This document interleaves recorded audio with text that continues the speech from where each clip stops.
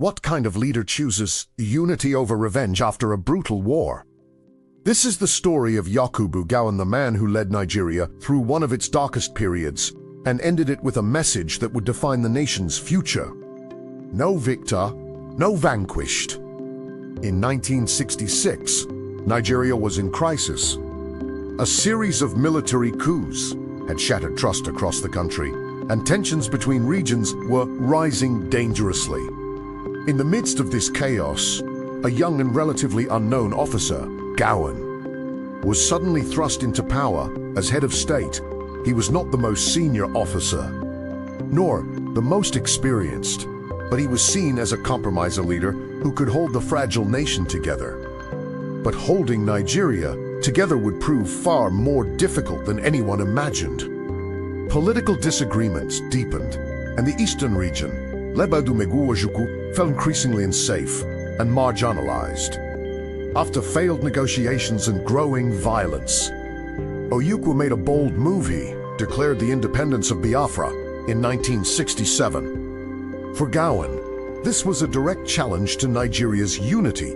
Allowing the country to break apart was not an option. Determined to preserve the nation, he ordered military action to bring Biafra back into Nigeria.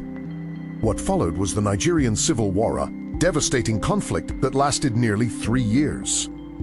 The war was brutal.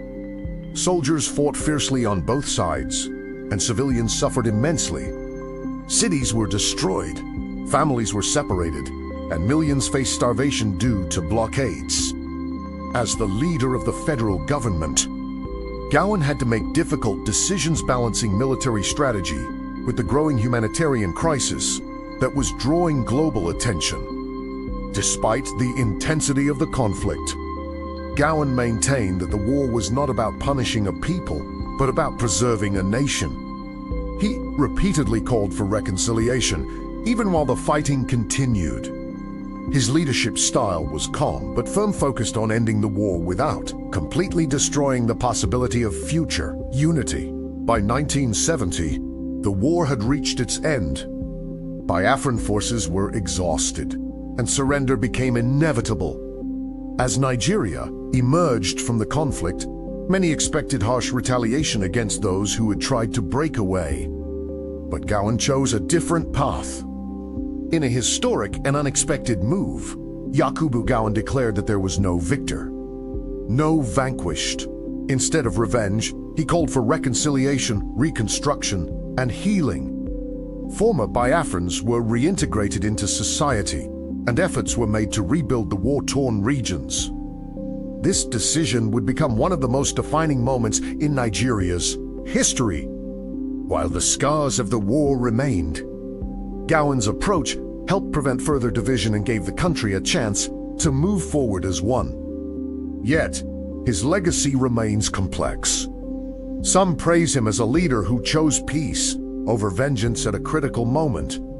Others question the conduct of the war and the suffering that occurred under his leadership. Like many figures in history, Gowon's story is one of both strength and controversy.